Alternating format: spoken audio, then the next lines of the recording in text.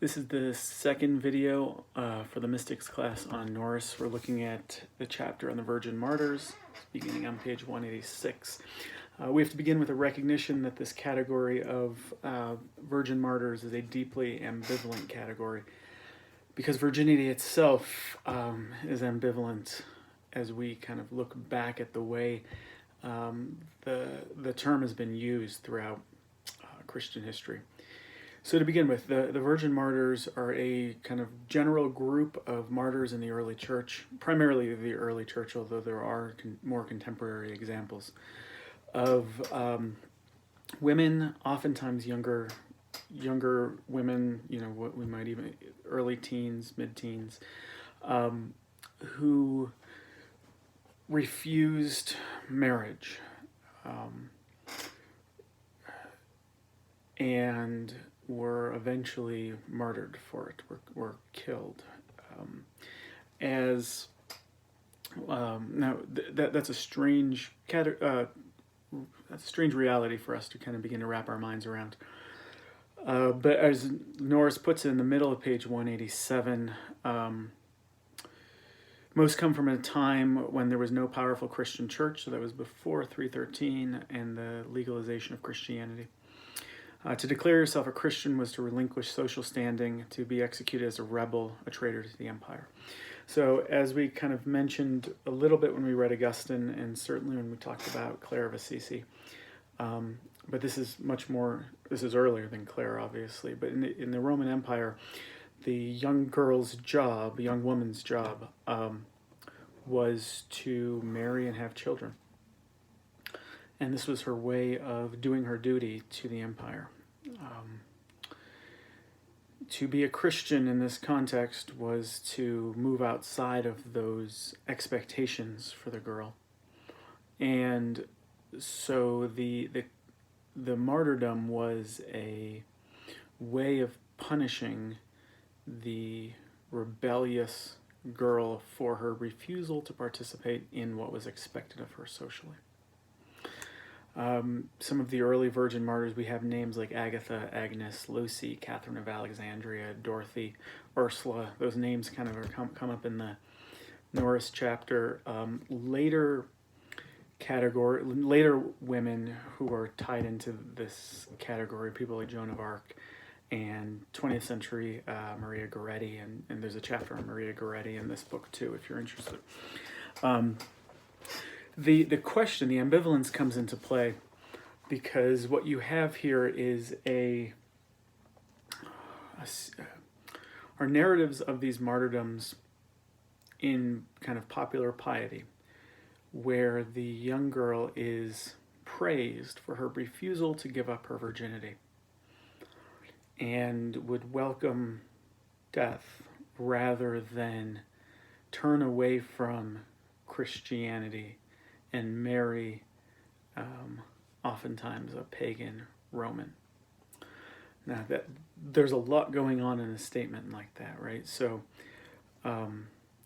the question that we have to begin to kind of tease out, or at least the reality we have to tease out, is the distinction between the refusal to turn away from Christian faith, which would be what would be implied by marrying into some of these families, right? You couldn't, the narratives kind of give us the sense that the girls were afraid that if they were to marry, that this would betray their dedication to Jesus, probably because they would be expected to participate in normal Roman kind of civic religious activities.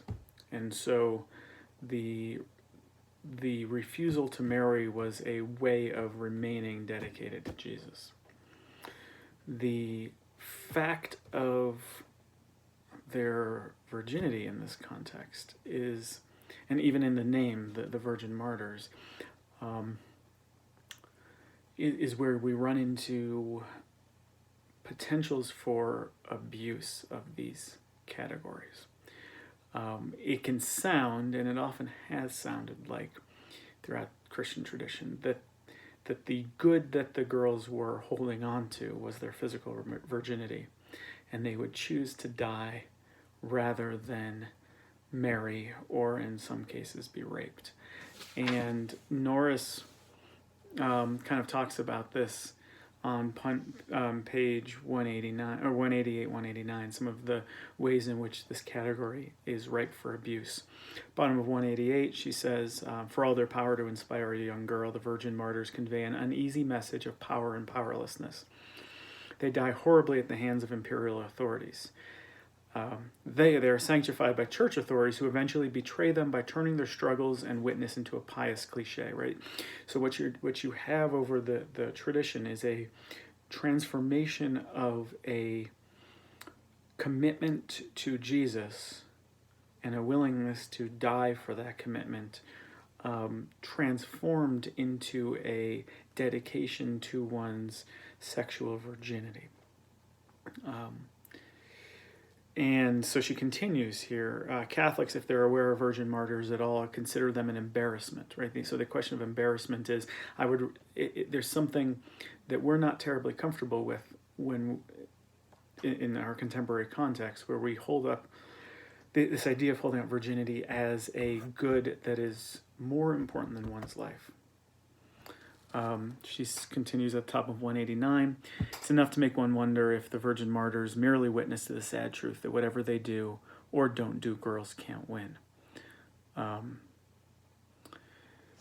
And so we have to, as we're kind of entering into this conversation, be aware that the physical virginity ends up being symbolic of the martyr's dedication to God, right? It's not an end in itself. That's not the good that's being pursued, the physical virginity.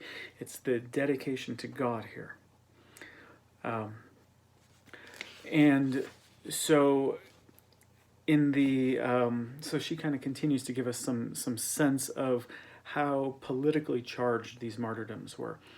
At the top of 190, she gives us the sense here, or she makes it very explicit. Marriage and the family were the basis of the imperium, of the empire, the guarantee that of the gods that Rome would continue. And so refusing to marry was a profoundly countercultural and subversive act.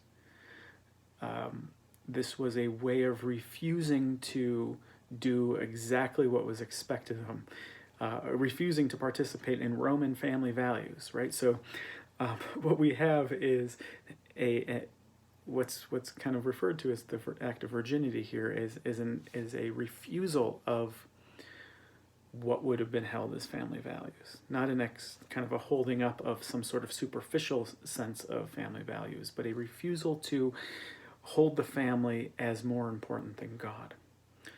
On page 190, she says, she's talking about the power of the martyrdom here. For them, this is right in the middle, for them virginity was anything but passive. It was a state of being, a powerful potential from which they could act in a radical resistance from authority. So this is again, virginity in a lot of, and she talks about this elsewhere in the book, in the chapter, that virginity is oftentimes understood negatively, not negatively as in bad, but negatively as in the sense of someone who has not had sexual intercourse, right? So negatively in that sense. And in that way it's defined as kind of a sense of incompleteness or something that has not been achieved yet, a passive state, a state before the girl kind of grows into womanhood and does what's expected of women. But Norris is making it clear that this is not a passive act, but this is a deeply powerful act on the part of a young woman or a girl whose ways of acting powerfully in the Roman Empire were significantly restricted. So okay, I think it's one of the things that Norris does here that's kind of worth spending time with is she challenges the way that we may react to the martyrs, the virgin martyrs. What makes us uncomfortable about about how these women may make us uncomfortable has more to say about us than it may have to say about the act of martyrdom that they underwent. So on page 192, for instance, she talks about, and particularly Maria Goretti here, about a third up from the bottom or a quarter up from the bottom. It says, perhaps the scandal, the thing that's difficult for us, right? Scandal, this is a little tongue-in-cheek here. Perhaps the scandal of Maria Goretti is the recognition that there can be a bodily integrity, honor, even holiness among the poorest of the poor, and that even a peasant girl of simple faith can claim an inner self. So there's this sense of a commitment on the part of, even Goretti was young when she was killed, that even a young girl may have a deep sense of self, a deep sense of commitment, a devotion to God that that challenges our own kind of weak, lukewarm dedication to God. On page 193, Norris writes, the virgin martyrs make me wonder if the very idea of girls having honor is a scandal, and if this is the key to the power of the stories that they have to shock us, and more important, to subvert authority, which now, as in the ancient world, rests largely in the hands of males. She talks about a few different cases, St. Lucy, for instance, and continues throughout the next few pages. Some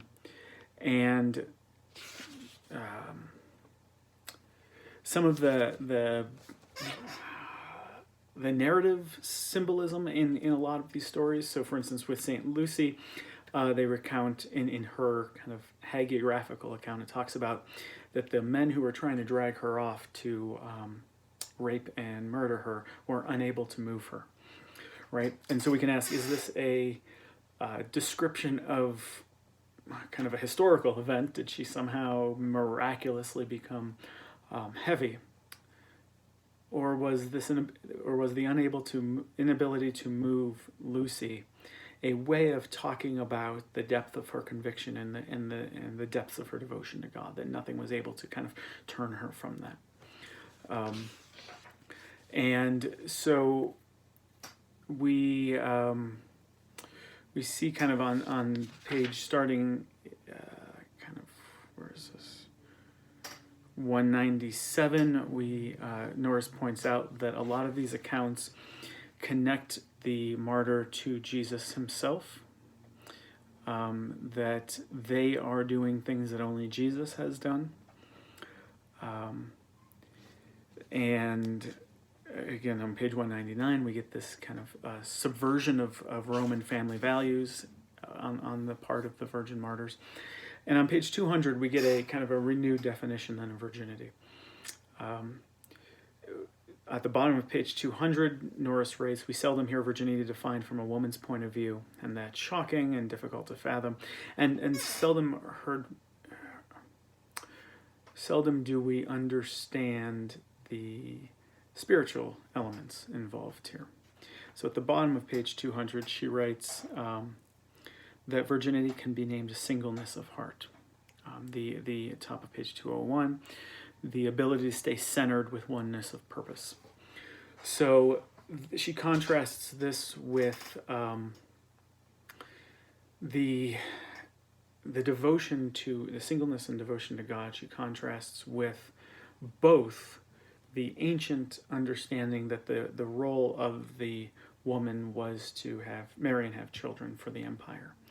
And she talks about this on page 201, the sense that sexual freedom is defined on as your availability to men. The women's sexual liberation is defined as their availability to men. And tries to say that in both cases, both the ancient world and the contemporary world, this sense of virginity, not so much, again, not a physical virginity, so much as a singleness of purpose, a singleness of one's devotion to God is really the key element at play here. On page 203, she talks about the power of reclaiming saints, right? Of being able to look at these lives as people who don't just, again, I've used the image over and over, being turned into a stained glass window or a marble statue,